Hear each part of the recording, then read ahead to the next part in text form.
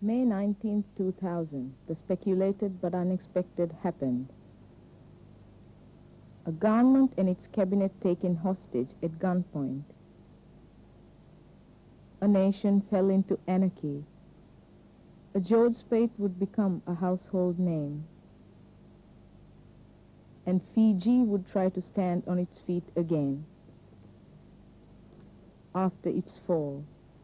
This is the story of reporting, writing, and updating the progress of the coup by the courageous journalism students of the University of the South Pacific.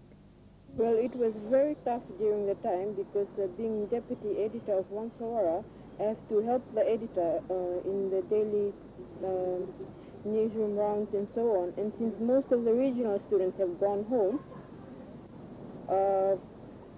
we were faced with shortage of journalists, and we needed to be pretty flexible.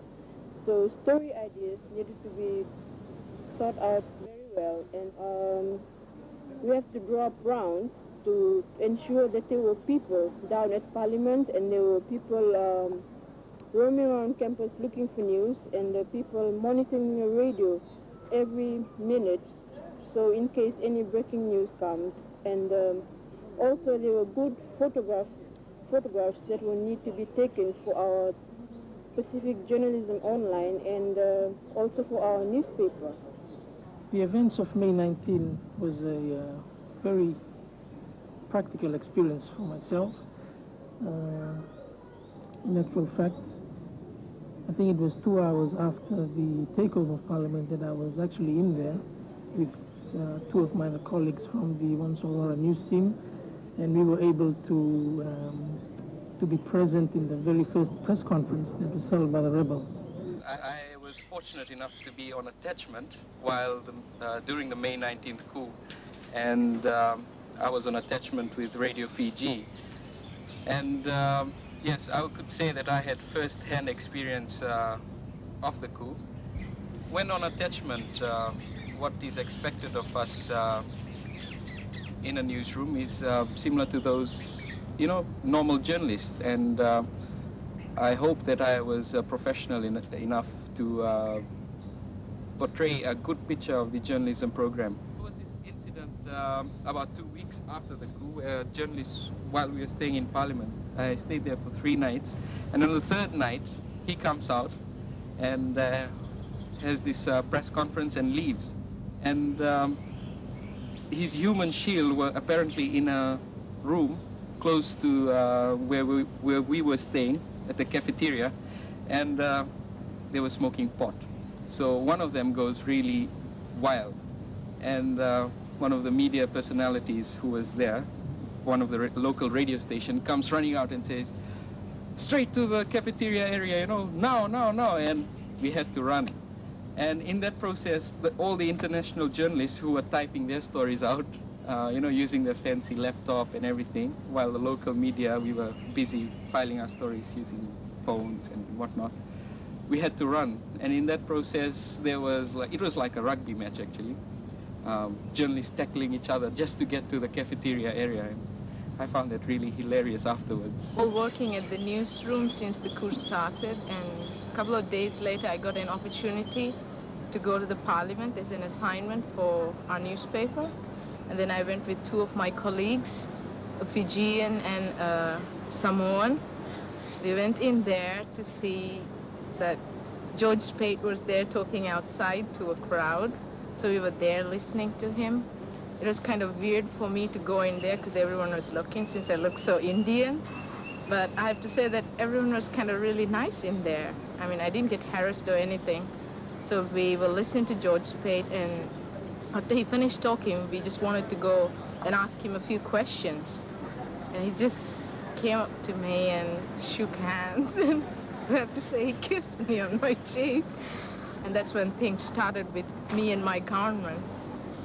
The story was put on the website, on our website, and then it went back to my country. The story came on the daily newspaper of the Maldives, and my government, I really don't know what happened to them, but they started sending me letters saying that you are going against whatever you have signed for before you were sent on the scholarship. and they said I was getting politically involved or something. In the coup, there was a lot of rumors, you know, being circulated, especially by George Speight and his group. You know, he would come up one day and say, oh, Inoki Kumbuambola would be the next prime minister. And at that time, he had already elected himself as a prime minister, and next day he would come, oh, Kumbuambola would be prime minister, so and so. But as journalists, we live on rumors, and we had to verify each rumor. Like we are told, you know, don't report on something that you are not sure of. So we had to go out and verify the rumor through calling people up and talking to the proper authorities. And if the rumor was correct, then we reported on that. If it wasn't, then we just left it. And yes, the local media had reported on a lot of things that were based on rumors and that were not verified. And this sort of created a chaos, you know, the general public being misinformed. The Samoan and the Tongan students had to leave the country because of the coup. So we were left with about 6 or 7 journalists working on Wansolwara and at the same time working on the Pacific journalism online. We just at the time that Wansolwara was not going to affect any of the safety issues. So we went ahead with the publication and no problems arose. So I think we made a good judgment of going ahead with the publication of Wansolwara. We had a marathon 36-hour run, working on Wansolwara before it was published. So it was handling pressure, and we came out on top. And Wansolwara was just great. We received a lot of good response from our readers. I think, for me personally, I think it was unfair. I think it was, though they may have their own reasons, but for someone like myself who was out there for maybe the first 2 weeks and sweating it out, if you like, and, you know, really going out to get the news, you know, even though we did not have a budget, most of the things we paid from our own pockets. Well, I think it was a very short-sighted decision. And it's a great pity that they didn't consult our program. I think it was a decision that was based on panic on May the 29th. And to be fair, there were a number of things that were happening that day that did create an atmosphere of panic at USP. All the previous night, Fiji television had been trashed by a mob of George Speight's supporters, supported by gunmen and vehicles, where they completely went through Fiji television, wrecked the place, and put the station off air for 2 nights until the news came back again. So that happened the previous night, and there seemed to be a whole mood, anti-media mood, by supporters of Speight through Suva. A number of international journalists next day fled, first of all down the road to Raffles and then the Pacific Harbour and progressively on to Nandi. At near the campus itself, there were raids on Fatty's shop and also on Costules. I don't believe there was ever any evidence that the website itself was any kind of threat for the university. He made a judgment that it will be better and prudent and wise that the website be pulled off while we were in the heat of all the difficulties. And there was a lot of discussion within the university. The Vice-Chancellor made a decision, and I myself, speaking for him, am not able to discuss that too much. So if you don't mind, I would simply say it was a decision made in the context of trying to protect the university and freedom of the university to operate after the conflict. In this situation in Fiji, the students responded superbly right from the very day of the coup itself.